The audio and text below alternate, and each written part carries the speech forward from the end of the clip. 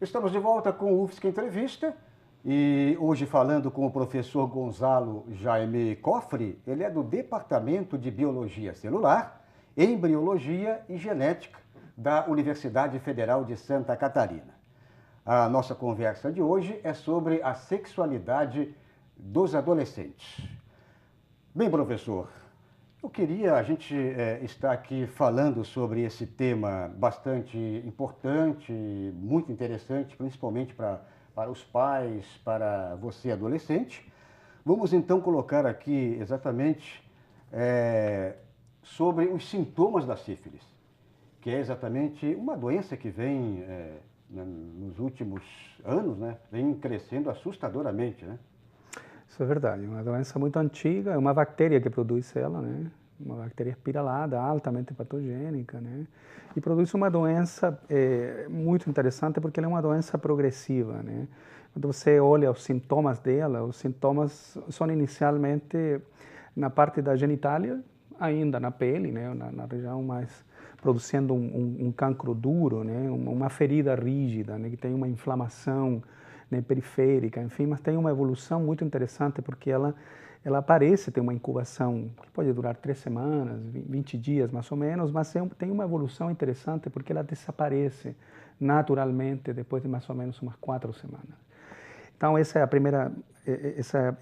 o primeiro sintoma, mas depois tem uma progressão dela, que acontece mais ou menos de 1 a 2 meses depois do desaparecimento daquela primeira ferida na parte da genitália, o cancro duro, evolui para uma outra que se expande agora na pele. Na linguagem popular é cancro duro. É cancro duro, isso. Então, esse ferimento agora se expande já mais no corpo, já aparece como ainda na região cutânea, na pele, né? Aparece como uma espécie assim, de sarampo, né? Mas na região genitália, não, agora na região não, mas quando ela aparece, ela aparece externamente, é visível? É visível nos homens, nas mulheres é muito mais difícil. O problema está aí.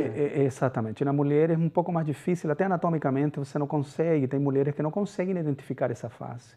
Nos homens é um pouco mais fácil. E depois ela evolui, já agora secundariamente, para uma fase um pouco mais expandida no corpo como um todo. Então você já tem uma reação cutânea ainda, uma cor, um vermelhidão, um cor rosado, que se expande como um sarampo, mas não tem coceira. Isso é uma característica muito, muito interessante.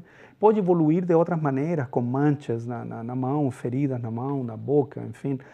Pode ter alguns tipos de condilomas planos na região genital, anal, que já te indica, então, uma evolução um pouco mais orgânica, mais geral do corpo. E a pior, que eu acho, já é a fase terciária, que já é uma fase de consolidação, ela é muito variável, pode durar de 2 anos, o aparecimento até 40 anos, mas já se manifesta de uma maneira muito mais agressiva, se manifesta no sistema cardiovascular, na aorta, né, a aortite sifílica e sifilítica, né, você pode ter atacar o sistema nervoso, então tu pode ter consequências tanto de insuficiência cardíaca quanto da formação ou alteração da formação do sistema nervoso, agora, ou tu pode levar finalmente a óbito, né, que seria já o resultado. Já na sequência, essa doença, a sífilis, né, ela tem cura? Ou a pessoa convive com ela? Tem uma forma tradicional, né, que é a penicilina G. Então já é conhecido tem muita experiência, né, na parte clínica, né, de como usar a penicilina. Existem 2 formas, a venstacina e a cristalina, enfim, então tu tem estratégias terapêuticas muito bem definidas, né? Então tu conheces muito bem como fazer as dosagens, enfim, e acho então que é um tratamento eficaz e uma cura eficaz. Cura totalmente. E para isso é importante, obviamente, você diagnosticar de forma precisa, né, e tratar, né, para você conseguir eliminar esse ciclo de contaminação. Agora, essa doença, sífilis, ou cancro duro, numa linguagem popular, eu diria assim que há décadas atrás ela teve uma evolução, depois caiu, e agora por que ela volta com tudo, como diz na linguagem aí da galera, voltou com tudo, né? Isso é extremamente interessante. Eu acho que revela um pouco o que a gente viu nossa primeira discussão, nosso primeiro segmento, né? Acho que revela um pouco a eficácia de nossa educação sexual, né? Como que a gente está focando nos jovens, como é que está focando em adolescentes, como que a gente está focando a sexualidade de maneira incorreta. Acho que nosso planejamento precisa de um diálogo melhor, mas hoje é definitivo, é claro que temos instalada uma epidemia, né? Temos no ano 2015 65 mil casos, né, novos de aparecimento de sífilis. Acho que esse é um problema que atinge. O senhor teria, por exemplo, esse dado de regiões? Qual a região que mais apresenta casos, um número maior de casos? Né? Número maior de casos por região, não tenho.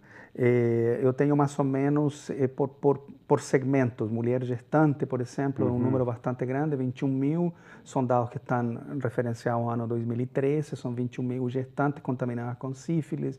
No segmento de crianças, estou pensando em bebês contaminados com sífilis, são 13 mil. Então, a gente tem um número muito importante, praticamente 4,7 por mil nascimentos. Você tem contaminados aproximadamente 13 mil bebês, né, com sífilis. Bastante então, considerável. É bastante considerável. Bom, professor, e na sequência, você falou aí em mães contaminadas que contaminam bebês, né?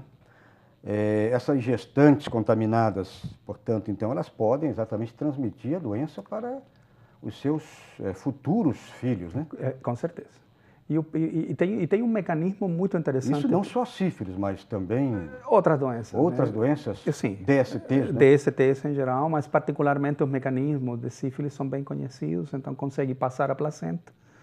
Então, a mãe que tem, já seja uma contaminação primária ou secundária, né, durante o período da gestação, ela vai conseguir transmitir a sífilis e vai produzir algumas malformações e, obviamente, vai ter consequências e riscos de ter a sífilis durante o período gestacional. Então, vai trazer consequências congênitas para o filho, né?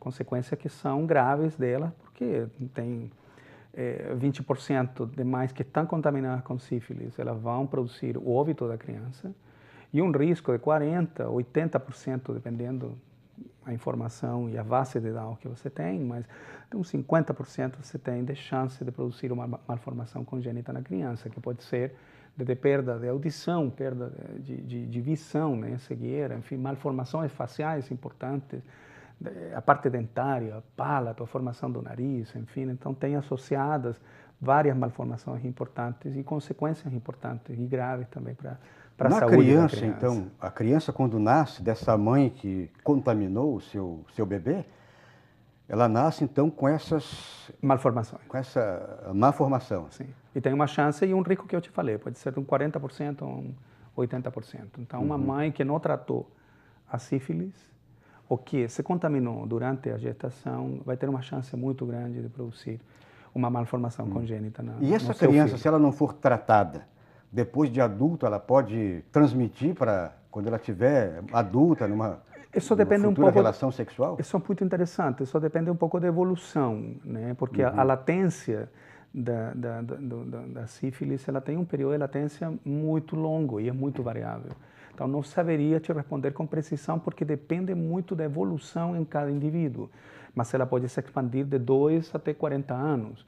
Então, isso é uma questão significativa.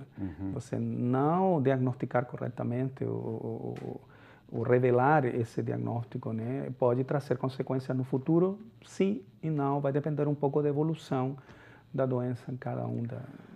Professor Gonzalo, para fechar esse nosso segundo bloco, a sífilis e a AIDS são os principais focos de contaminação nessa febre toda aí de falta de relaxamento prevencionista aí da molecada? O pior é que não. Eu tenho a sensação de que a gente passa por fases, né? Passamos pela fase da AIDS, HPV, hoje sífilis, mas eu queria te colocar alguns dados que podem servir bastante para a comunidade. Hoje temos mais ou menos, aproximadamente, estou falando de prevalência, né? Os casos de pessoas que estão contaminadas com sífilis, hoje no Brasil deve estar mais ou menos em 1 milhão de pessoas. 1 milhão? 1.500.000 pessoas contaminadas aproximadamente, que é a prevalência com gonorreia. 2 milhões aproximadamente com clamídias. 650 mil a gente sabe mais ou menos com herpes genital, HPV 685 mil, a gente está já chegando mais ou menos nos 600 mil contaminados com HIV. Temos uma população que deve estar na ordem de uns 6 milhões de pessoas, representando... Isso, 1 milhão de sífilis, é isso? É 1 milhão de sífilis, 970. Além da... É o que a gente bem chama... acima da AIDS. É o que a gente chama dos registros de contaminação no país. Então, a gente tem um número enorme, né? Então, de pessoas que estão... É só pensar, temos só no 2015 um registro de 65 mil, para tu ter uma ideia. Então, o registro que a gente tem até agora, pessoas que já entraram em contato, representam uma população de mais ou menos 1 milhão de pessoas no Brasil. Então, essa é uma questão importante. Se curaram ou não é algo que não está no dado. Mas que entraram em contato com a sífilis, se elas foram curadas ou não, essa é uma questão que não sei te responder, mas a gente sabe que tem 1 milhão de pessoas que entraram em contato com sífilis no Brasil. É um dado extremamente importante. Agora, o mais interessante preocupante são aquelas silenciosas. Que, por exemplo, hoje se fala pouco, mas a que mais é representativa é a clamídia. A clamídia é extremamente silenciosa, assintomática. Muitas vezes você pode estar contaminando, você pode estar infectado e pode estar produzindo contaminação de teu parceiro e você não saber. Então, simplesmente você vai sentir só um ardor, uma ardência no momento que você estava urinando. Então, você pode ver ali a importância, né, do diagnóstico, a importância, né, de a gente fazer uma educação dessa doença. A pessoa, quando sente algo estranho...